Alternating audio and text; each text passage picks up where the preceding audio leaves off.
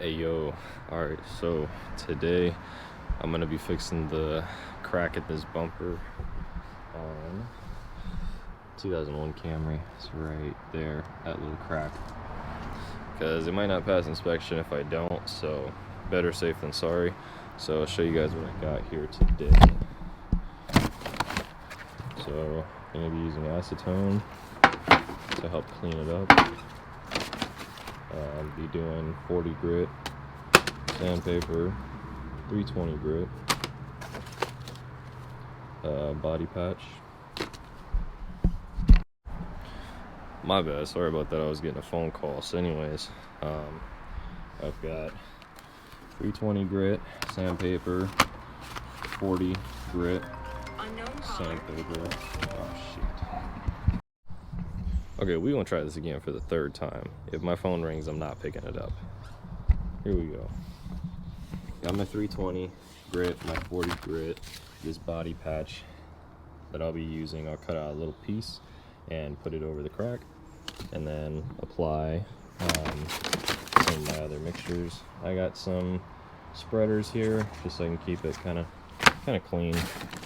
I've got masking tape that I'll put on the outside of the bumper, and then when I fill everything, I'll just peel the tape back and then work on the other side.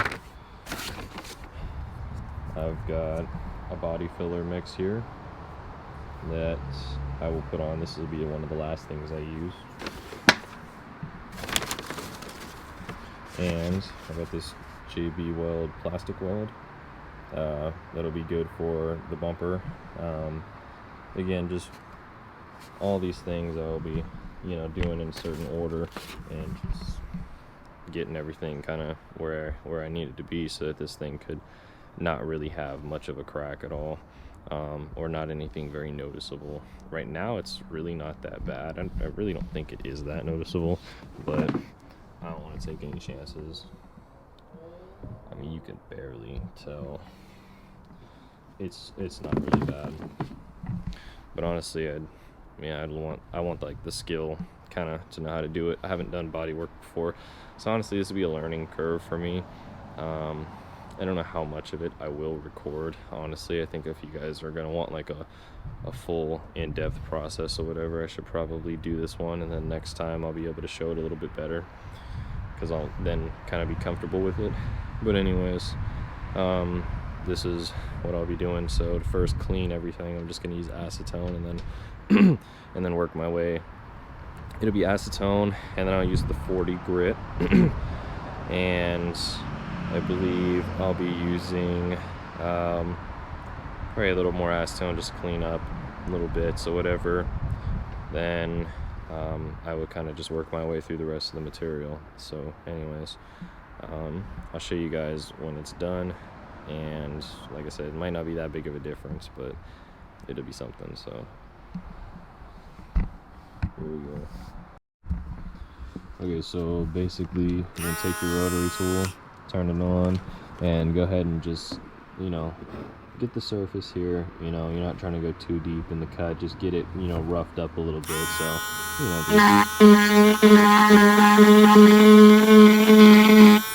just a little bit, just all up and down, kind of like this.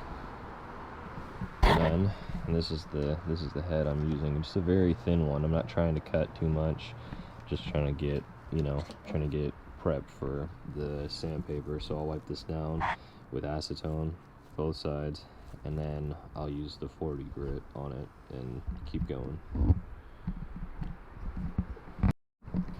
Alright, I'm gonna start with the 40, and honestly I'm really not even gonna need that much.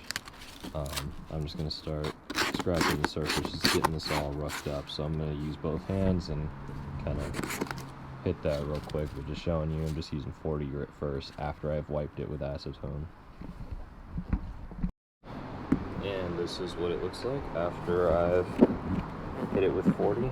Kind of just using my finger to kind of cup the back, just so I can get it level, as together as it can, because obviously there's a crack there, you can see it opening and closing, but just trying to get it close as possible so the wear can be even, and then I'm not pushing the bumper out.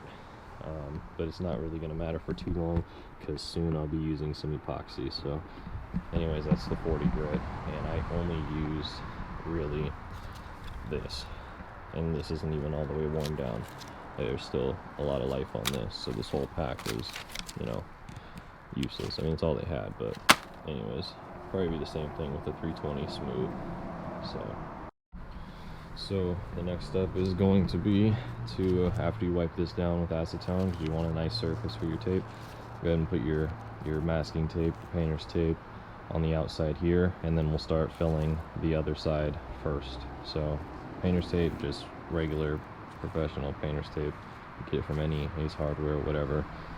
Most of this other stuff I just got at Advanced Auto Parts, but yeah, you can get most of this at Ace Hardware or whatever. Same stuff. Anyways, I'm gonna get to masking this off, just and cover the whole area here of the crack. Just this area. And it's crazy because it's such a small crack.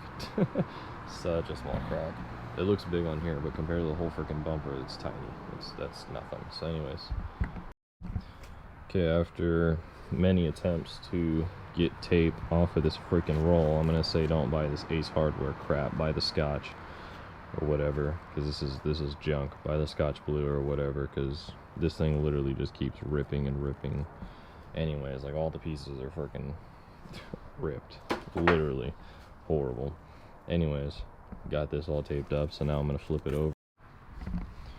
Okay, so I got this JB Weld plastic weld, and I got it in the mixing tray, so I'm just gonna stir this up.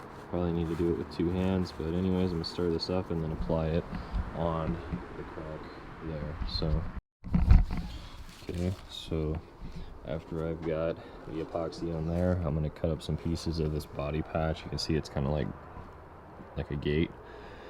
Anyways, I'll cut up pieces just so it can lay over here, and then I'll put more of the epoxy on top of this, and then I'm gonna let it cure for probably, I don't know, 6-12 hours. Just depends. It's cold out here, so it might set a lot faster. It says the JB stuff will cure in 1 hour, but I just want to play it safe. That way when I put the bumper back on, it's not like cracking again. So anyways, cut these into the pieces and then add more epoxy. Okay, so there it is. Got that body filler patch on, and just put more epoxy on top of it. It's not really gonna sit flush. The epoxy doesn't kind of hold it down. It just kind of like gives this more, makes it more secure more than anything. So the edges of this are still gonna be up. I figure if I want those to be down, I could just put some super glue, but it's on the inside of the bumper. It's just a band-aid basically. It's not going to be seen from the other side because I've got it all taped up. And once I pull that off, you know, I'll just I'll be doing the next steps. Anyways, I'm gonna let this sit for a while, and then I will come back to it with some this, and that's when we'll be also using the 320 here, and I'll just be applying that with these. So anyways, that's kind of where we're at. So I'm gonna let this sit unbothered for a while and then come back to it. Alright, so it is the next day, the next morning, whatever, and the epoxy's all dried up. So now I'm going to use 80 grit sandpaper and sand this down. We'll be filling this side of the crack. It's just the other side is reinforced now. So use some acetone and kind of just clean this area up, make sure it's good to go because of the tape residue.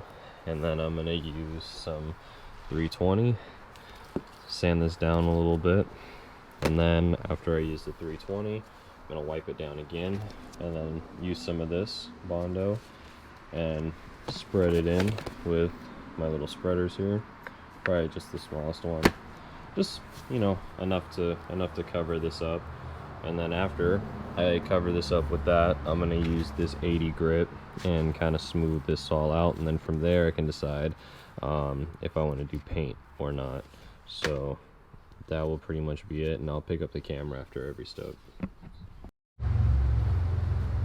Alright, so this is the bumper after the 320 grit. It kind of looks filled in already.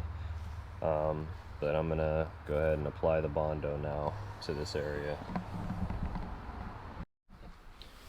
Alright, so here's the body filler in.